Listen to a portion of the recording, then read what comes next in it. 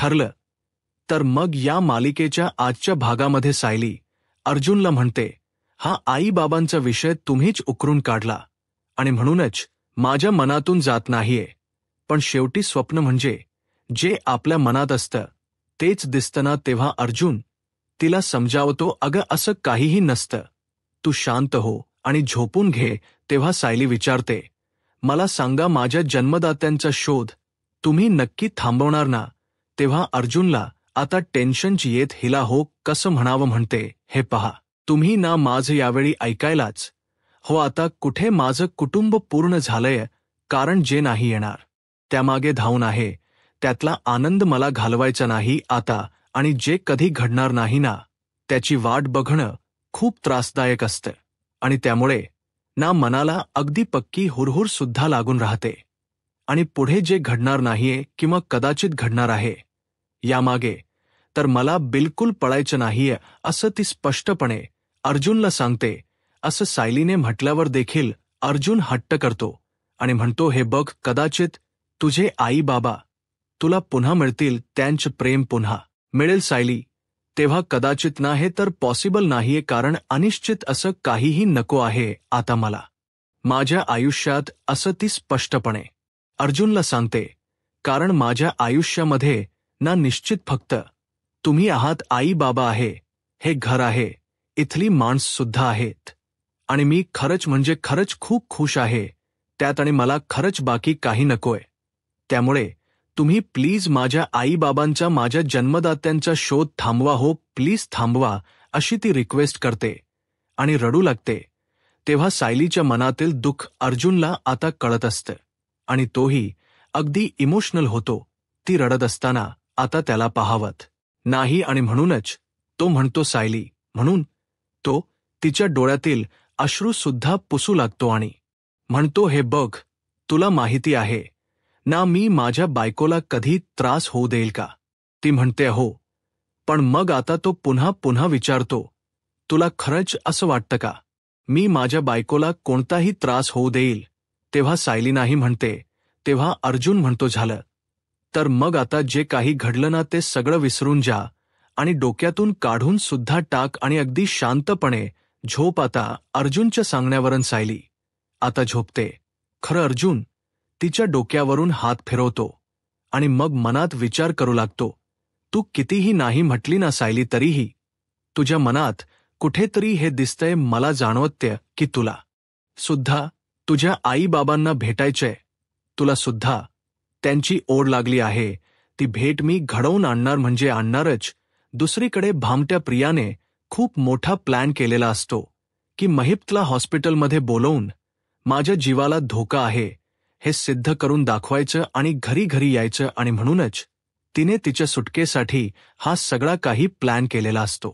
आता तिने महिप्तला कॉल केल्याप्रमाणे लगेचच महिप्त हा त्या हॉस्पिटलमध्ये सुद्धा रात्रीचा आलेला असतो. तिथे अगदी भयानक शांतता असते, सगळेजण झोपलेले असतात. प्रियाला आता धमकी देऊन महिप्त तिच्या पाठीमागे सुरा घेऊन धावत असतो. प्रिया पुढे तर महिप्त मागे, असा त्यांचा पाठलाग सुरू असतो. आणि आता प्रियालाही त्याच्या विरोधात पुरावेही गोळा करायचेच असतात.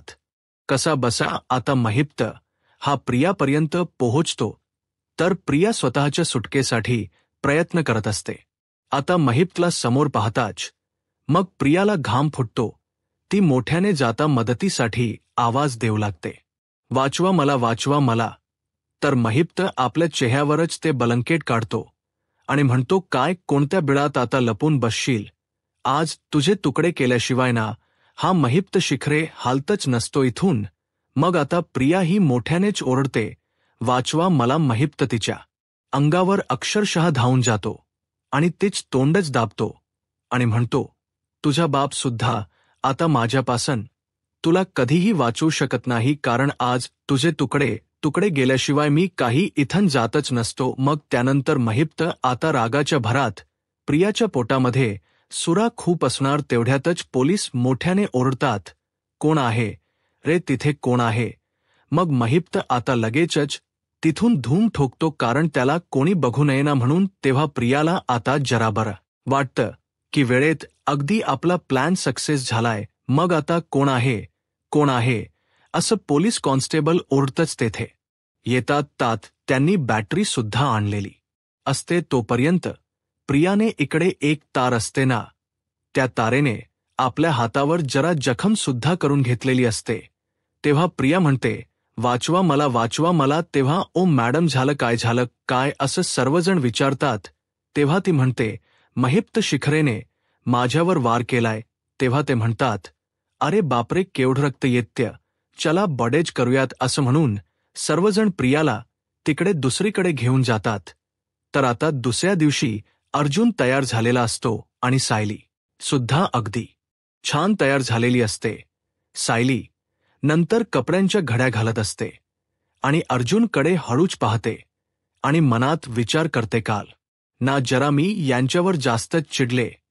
ते माझ्या प्रेमापोटीच माझ्या आईबाबांचा शोध घेत होते, पण हे नको त्या गोष्टींसाठी अगदी स्वतःच्या जीवाची फरफट करतायत हे असं मी न रागवता सांगायला हो. तेव्हा अर्जुन सुद्धा हळूच सायलीकडे बघतो आणि मनात विचार करतो, जरा माझंच चुकलं, कारण सायलीचा मूड ना फक्त माझ्यामुळेच बिघडलाय आणि तसंही मला तिच्या आईबाबांचा शोध हा थांबवता तर आता येणारच नाहीये, पण असं माझ्या बायकोला डिस्टर्ब तर नाही करू शकत ना मी. तेव्हा तो तिचा मूड चांगला करण्याच्या हेतूने काहीतरी आयडिया सुचवतो. मग तो लगेचच उठतो, तिच्या जवळ जातो आणि लगेचच तिला म्हणतो, सॉरी, मी तुझ्या मनाविरुद्ध वागायला नको होतं. तेव्हा सायली म्हणते, मी पण सॉरी, कारण मी सुद्धा तुमच्यावर काल एवढं चिडायला नको होतं. तेव्हा अर्जुन आता तिच्याकडे बघतच राहतो आणि मग लगेचच आपले कान पकडतो आणि I am really very sorry असं अगदी लहान मुलासारखं म्हणतो. मग आता सायलीलाच हसू येतं आणि ती हसून विचारते की काय हो, तुम्हाला एक विचारू का असं म्हणून त्या दोन्हीही कानांवरचे हात अगोदर ती खाली घेते आणि विचारते, ते काय हो, तुम्ही एवढे गोड कधीपासून आहात, अगदी लहानपणापासून की मोठे झाल्यावर आणखी गोड झालात. मग आता अर्जुन हसतो आणि म्हणतो, खरं सांगू का, ऍक्च्युली मी ना लग्नानंतर गोड झालोय, कारण माझी बायको आहे ना ती साखर आहे, साखर. मग सायली म्हणते, मग ऐकाल ना, तुमच्या बायकोचं कारण जे सापडणारच नाहीये त्याचा शोध तुम्ही आता थांबवणार ना. तेव्हा अर्जुनला आता समजत की सायलीच्या मनावर काही गोष्टी घ्यायला हव्यात आणि म्हणूनच म्हणतो, ओके, तुला जे हवे ना तेच होईल. तेव्हा सायलीला सुद्धा अर्जुनने असा शब्द दिल्यामुळे खूपच आनंद होतो आणि ती कपाटाकडे जाते. तर अर्जुन आता तिच्याकडे बघतच राहतो आणि मनात विचार करतो, मला माहिती आहे बायको, तुला सुद्धा तुझे आई बाबा हवे आहे आणि म्हणूनच मी तुला आत्ता प्रॉमिस केले की तुला जे हो तेच होईल. आणि थोक गॉड. आता हे ऐकून तरी ती शांत झाली.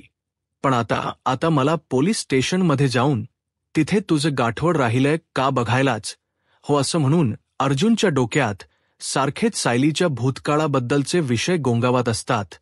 तर आता सायली अर्जुन जवळ जाते आणि विचारते, काय हो जायचं ना खाली, सर्वजण आपली वाट पाहत असतील, विसर्जनाची तयारी झाली असेल. तेव्हा अर्जुन आणि सायली लगेचच खाली यायला निघतात. इकडे घरातील सगळेजण अर्जुन सायलीची वाट बघत असतात. तेव्हा अर्जुन, सायली कुठे राहिले असं अस्मिता विचारत असते. त्याचवेळी अश्विन म्हणतो, पटकन उरकून घ्या कारण मला जायचं बाहेर. तेव्हा कल्पना म्हणते, अरे हो जाशील बाळा, पण आपल्या घरातल्या बाप्पाच विसर्जन आहे ना, आणि हे असले घरचे उत्सव हे मनापासून साजरे करायचे असतात आणि सुरू नाही होत तेच आपली तुझी जायची घाय. तेव्हा अश्विन आता गप्प बसतो. त्यानंतर विमल म्हणते, बघा ते दोघे ना आलेच आहेत. अर्जुन आणि सायली आता तेथे येतात. अर्जुन म्हणतो, वाट बघत होतात का तुम्ही? तेव्हा काही हरकत नाही असं प्रताप म्हणतो आणि सांगतो की चला बाप्पाला आता निरोप देण्याची वेळ आलीये. त्यानंतर सायली म्हणते, आपण ना अगोदर आरती करून घेऊयात. तेव्हा हो आरती तर करूयात. अर्जुन, चल तू आणि सायली आरती करून घे बरं असं कल्पना म्हणते. मग अर्जुन सायलीला तो मान मिळाल्यामुळे इकडे अश्विनच्या डोक्यात मुंग्या येतात. तो रागातच आता कल्पनाकडे बघतो, कारण सगळे हक्क आता अर्जुन सायलीला एकत्रच मिळत असतात म्हणून. त्यानंतर अर्जुन सायली पुढे येतात, बाप्पाच दर्शन घेतात. सायली आरतीच ताट तयार करते, तर अर्जुन मोठ्यानेच गणपती बाप्पा मोरया असं म्हणतो. मग त्याच्या पाठीमागे सुद्धा सर्वजण बाप्पाचा जयघोष करतात, नामस्मरण करतात आणि लगेचच आरतीला सुरुवात करतात. तर आता सर्वजण अगदी छान प्रकारे आरती करू लागतात आणि बाप्पाच्या सेवेमध्ये मध्ये मग्न झालेले असतात. तर काही वेळाने आता लगेचच आरती ही संपन्न होते. तेव्हा सर्वजण पुन्हा एकदा गणपती बाप्पा मोरया असा मोठ्याने जयघोष करतात आणि अगोदर बाप्पाच दर्शन घेतात. त्यानंतर विसर्जनाची वेळ होते. सगळ्यांचे चेहरे जरा पडलेले असतात. आता बाप्पा जाणार म्हणून सर्वजण थोडे नाराज असतात. तेव्हा प्रताप आता बाप्पाची मूर्ती ही पाटावरून उचलतो. तर इकडे बाप्पाच्या विसर्जनाची बाहेर सगळी तयारी केलेली असते. सगळेजण भक्तिभावाने पुन्हा एकदा बाप्पाच दर्शन घेतात आणि खाईनली आता बाप्पाच विसर्जन होतं आणि मग सगळेजण घरात जातात. घरात गेल्यानंतर आता अश्विन एकटाच बाहेर थांबतो. तेवढ्यातच त्याला आता हॉस्पिटलमधून एक फोन येतो. तेव्हा हो मी डॉक्टर अश्विन सुभेदारच बोलतोय असं तो म्हणतो. आणि मग त्यावेळी त्याला समोरून जे सांगण्यात येतं ते ऐकून तर त्याला असा अचानक प्रचंड धक्का बसतो आणि तो विचारतो, काय हे कसं शक्य आहे? मी येतोच. लगेच हॉस्पिटलला फोनवर सांगून फोन ठेवतो आणि हॉस्पिटलमध्ये जायला निघतो. इकडे प्रियाच्या हातावर आता बडेज वगैरे केलं जातं.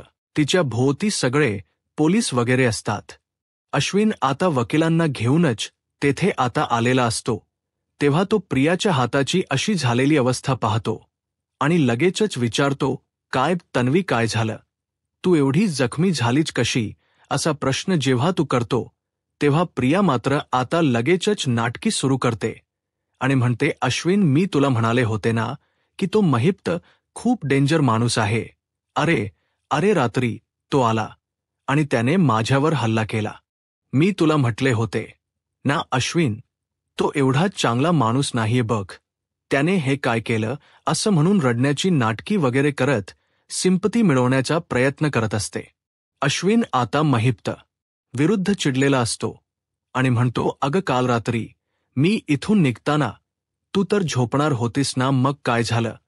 तो इकडे कसा आला आणि बाहेर पोलिसांची सिक्युरिटी असताना तो आतमध्ये कसा येऊ शकतो? मग त्यानंतर आता जे डे ड्युटीला असतात त्यांनाच आता लगेचच अश्विनचा विचारतो, काय हो तुम्ही काय करत होता इथे बाहेर? वेळी कॉन्स्टेबल सांगतात, अहो साहेब तेव्हा ना आमची ड्युटी खरंतर संपली होती आणि दुसऱ्या शिफ्टचे कॉन्स्टेबल येतच होते आणि म्हणून आम्ही निघालो. मग अश्विन रागाच्या भरातच त्यांना विचारतो, तेवढ्या वेळात माझ्या बायकोला जर काही झालं असतं तर ही जबाबदारी कोणी घेतली असती? तेव्हा अश्विन आता प्रियाला सुद्धा म्हणतो, तन्वी मी तुला म्हणत होतो ना की मी इथे थांबतो म्हणून, पण तू ऐकूनच घेत नाहीये माझं. तेव्हा ती म्हणते, अरे तेव्हा तरी मला कुठे माहीत होतं की तो महिप्त येईल आणि माझ्यावर हल्ला करेल. पण तुला सांगू अश्विन, जेव्हा महिप्त शिखरे आला ना तेव्हा मी खरंच खूप घाबरले होते. अरे मी मदतीसाठी खूप किंचाळत होते, आरडा ओरडा करत होते. मी त्याच्या हातापाया पडले की प्लीज मला मारू नकोस, मला मारू नकोस. पण तूच बघ ना, त्याने माझ्यावर शेवटी वार केलेच. आणि खरं सांगू सर, त्याला ना मला असं मारूनच टाकायचं होतं. ते वॉर्ड बॉय दादा आले ना त्यामुळे तो तिथून लगेचच पळून गेला. तर इकडे घरातील सगळ्यांनी आता बाप्पाला निरोप दिलेला असतो. बाप्पाच विसर्जन केलेलं असतं आणि मग त्यामुळे घरात अगदी उदास असं सगळ्यांना वाटतं. सगळ्यांचे चेहरे पडलेले असतात, फक्त एकमेकांकडे ते बघत असतात. तेव्हा सायली सर्वांना म्हणते की दरवर्षी घरात बाप्पा येतो तेव्हा खूप आनंदाचं वातावरण असतं, पण सगळ्यांना हेही माहीत असतं की बाप्पाच एक ना एक दिवस विसर्जन होणार. पण तरीही बाप्पा गेल्यानंतर तर मनाला किती हुरहुरू लागून राहते ना. तेव्हा कल्पना म्हणते, हो ना ग, मला तर असं वाटतं ना घरातलंच कुणीतरी गेले आणि आता तूच बघ ना आपलं घर सुद्धा एकदम कसं सून वाटायला लागलंय. तेव्हा सगळ्यांचे असे उदास असलेले चेहरे पाहून प्रताप म्हणतो, अगं कल्पना, हे चालायचंच. आपण पुढच्या वर्षी पुन्हा बाप्पाच नव्याने घरात स्वागत करू. मग सायली म्हणते, हो तर, आणि पुढच्या वर्षी बाप्पाच्या स्वागतासाठी आपल्याकडे एक नवीन पांगणा सुद्धा असणार आहे, हो की नाही अस्मिता ताई? तेव्हा अस्मिता खुश होते आणि थोडीशी लाजते. मग आता सगळेजण तिच्याकडे बघतात. तेव्हा अस्मिता म्हणते, हो तर, आणि मी छान छान कपडे सुद्धा घालणार आहे त्या पाहुण्याला, आणि अगदी सगळ्या आरत्या सुद्धा शिकवणार आहे. तेव्हा विमल म्हणते, अस्मिता ताई, पण त्या अगोदर ते बाळ बोलायला तर लागू दे. मग अर्जुन हसतो आणि म्हणतो, अरे सगळ्यात महत्वाचं त्याला या जगात येऊ तरी द्या. तेव्हा कल्पना म्हणते, हो पण मी काय म्हणते, अस्मिताच्या बाळाला असं एक टेक्ट वाटलं तर, कारण त्याच्याशी खेळायला त्याचा मामे भाऊ किंवा मामे बहीण पाहिजेच ना, असं कल्पना हळूच म्हणून अर्जुन व सायलीकडे बघते. तेव्हा अस्मिता म्हणते, हो पाहिजे पाहिजे.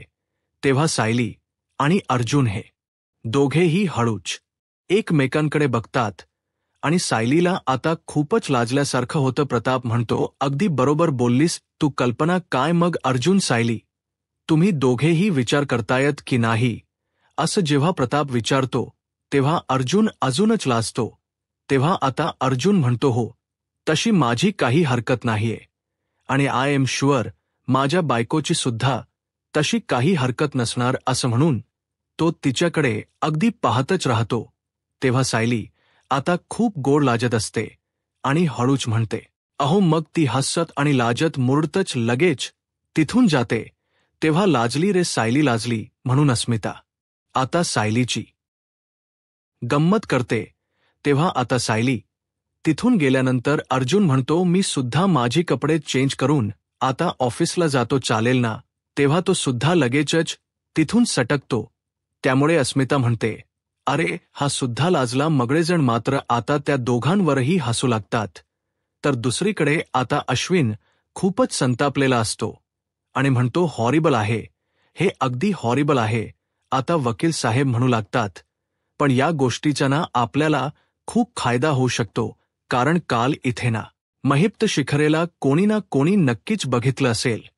तेव्हा आता अश्विन हो म्हणतो आणि लगेचच प्रिया सुद्धा सांगू लागते, अहो काल कॉरिडॉरमधून मी जेव्हा पळत होते ना, तेव्हा महिप्त शिखरे सुद्धा माझ्या पाठीमागे असा धावत होता, मला पकडण्याचा प्रयत्न करत होता. आणि तिथे कॉरिडॉरमध्ये सीसीटीव्ही कॅमेरे असतीलच ना, मग ते फुटेज बघितलं तर सगळं काही क्लिअर होऊ शकतं. मग आता प्रियाच्या डोक्यात ही आयडिया आल्यानंतर लगेचच वकील म्हणतात, म्हणजे शिखरेने तुमच्यावर हल्ला केला याचा पुरावा आपल्याकडे आहे म्हणायचं. तेव्हा प्रियाला आता खूपच आनंद होतो. आता तोच पुरावा दाखवून आपल्याला कोर्टामध्ये हेच सिद्ध करायचे की तो किती भयानक माणूस आहे म्हणून, आणि अशा माणसाला घाबरून तुम्ही तुमचा जीव वाचवण्यासाठी साठी गेली 2 वर्ष फक्त खोटी साक्ष देत राहिला होतात. आता हे सगळं कोर्टामध्ये आपल्याला सांगावंच लागेल, आणि थोड्याच वेळात आता तुम्हाला कोर्टात घेऊन जाण्यासाठी वाईन येईल. तोपर्यंत तुम्ही तयार रहा, असं वकील प्रियाला म्हणतात. तेव्हा वकील आता तिथून गेल्यानंतर अश्विन लगेचच प्रियाला म्हणतो, तन्वी, आजच्या कोर्टातल्या हेअरिंगसाठी ऑल द बेस्ट, आणि तू तर अजिबात काळजी करू नकोस, कारण सगळं काही अगदी आपल्या मनासारखं होईल. त्यानंतर अश्विन आता तेथून जातो. तेव्हा प्रिया आता खुश असते आणि मनातच म्हणते, अरे मूर्खास, स्वतःच्या जीवावर खेळून मी एवढा मोठा प्लॅन केला म्हटल्यानंतर माझ्या मनासारखं होणार नाही का? इकडे सायली आता किचनमध्ये काम करत असते आणि अर्जुनसाठी डबा भरत असते. आता तो डबा भरत असतानाच तिच्या चेहऱ्यावर जरा स्माईल असते, कारण सकाळी आता सगळ्यांनी सांगितल्याप्रमाणे की तुम्ही सुद्धा आता छान डान्स घ्या, कारण अस्मिताच्या बाळाला कुणीतरी सोबत हवी म्हणून. आणि मग ती एक डायरी घेते आणि एका पेजवर लिहित असते की प्रिय बाबा, तू माझ्या आजी आजोबांच ऐकशील ना, आणि माझ्या आत्ते भावंडांशी खेळायला मला लवकर घरी घेऊन येशील ना, असं सायली आता त्या चिठ्ठीवर लिहिते आणि अगदी लाजत असते आणि खुडकन हसत सुद्धा असते. जेव्हापासून आता हा विषय निघालेला असतो तेव्हा सायलीला सुद्धा वाटत असते असावं की आता आपल्याला सुद्धा एखाद बाळ असावं. आता त्या चिठ्ठीकडे पाहत ती एकटीच आपली हसत असते. त्यानंतर कल्पना आता तेथे येते आणि लगेचच चेक करून पाहते तर भेंडीची भाजी बनवलेली असते सायलीने.